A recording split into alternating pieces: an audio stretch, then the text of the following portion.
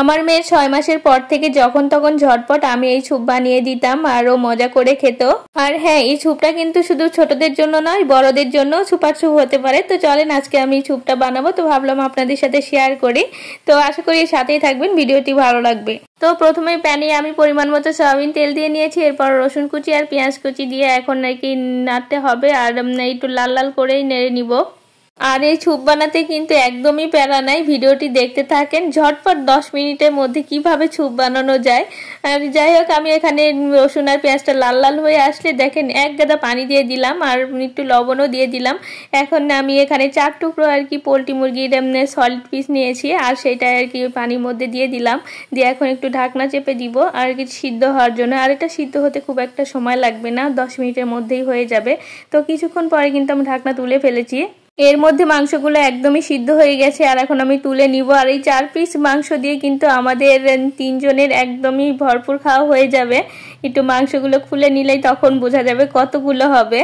এখন মাংসগুলো তুলে নিয়েই আমি ওই পানিতে আমার রেগুলার যে মশলা বাটা ছিল আমি সেটা একটু সামান্য পরিমাণ দিয়ে দিলাম। আর এরপরে কিন্তু পরিমাণ মতো কাঁচামরিচ আর কি, এখানে কাঁচামরিচের পরিমাণ বেশি হলে অনেক ভালো হতো, কিন্তু আমার মেয়েটা ছোট খেতে পারবে না, এজন্য দিতে পারলাম না বেশি। আর গোলমরিচের গুঁড়োটাও আমি অ্যাড করি নাই, মাত্র 3টা আর কি গোলমরিচ দিয়েছি আর একটু লবণও দিয়ে দিলাম। আর এখন এই মাংস কিন্তু টুকরো করে নিয়েছি আমি, যতটা টুকরো করে নেওয়া যায় আর কি, এটা কিন্তু খাওয়ার সময় দাঁতের নিচে পড়লে ভালোই লাগে।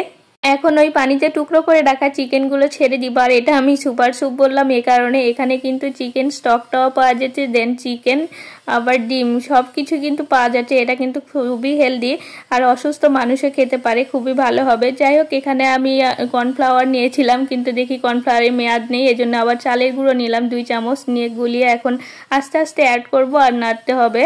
আজ আমি প্রথম চাউলের গুঁড়ো দিয়ে করতেছিলাম, বাট এটাও কিন্তু খেতে মজার হয়েছিল। কর্নফ্লাওয়ারের পরিবর্তে আপনারাও চাউলের গুঁড়ো অ্যাড করতে পারেন। আর এটা কিন্তু একেবারে ঢেলে দিবেন না, আস্তে আস্তে দিতে হবে আর নাড়তে হবে। বেশ কিছুক্ষণ এভাবে নাড়াচাড়া করেছি আর এর ঘনত্বটা কিন্তু এখন একটু গাঢ় হয়ে গেছে। এখন আমি একটা ডিম অ্যাড করব এখানে। তো ডিমটা প্রথমে আমি বাটিতে ফেটিয়ে নিয়েছি, এবারে না দেওয়াই ভালো, একটু বাটিতে ফেটিয়ে দিলেই আর কি ভালো হয়। এখন ডিমটা দিতে হবে আর অনবরত নাড়তে হবে, আর ডিমটাও কিন্তু বারে বারে অ্যাড করতে হবে। ডিমটা অ্যাড করার পরে কিন্তু স্যুপটা আরো বেশি লোভনীয় হয়ে গেল। যাই হোক, এখানে আমি ডিমটা সম্পূর্ণটাই অ্যাড করেছি আর এখন নাড়তে হবে অনবরত। অনবরত না নাড়লে কিন্তু এখানে ডিমটা একটু দলা পাকার মতন হয়ে যাবে, এজন্য আমি বেশ কিছুক্ষণ আর কি ভালোভাবে নেড়ে নিয়েছি। আর এখন এক ফালি লেবু আর কি এটা দিতে হবে মাস্ট বি, কারণ ডিম আছে আর ডিমের গন্ধটাও চলে যাবে লেবু দিলে, এজন্য লেবুটা এখানে দেওয়ার চেষ্টা করবেন।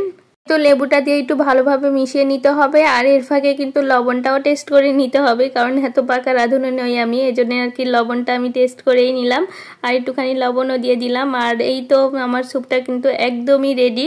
স্যুপটি তৈরি করতে আমার মাত্র 10 থেকে 15 মিনিটের মতো সময় লেগেছে, ঘরে থাকা উপকরণ দিয়েই করেছি, বাড়তি কোনো কিছু কিন্তু আমি এখানে অ্যাড করি নাই।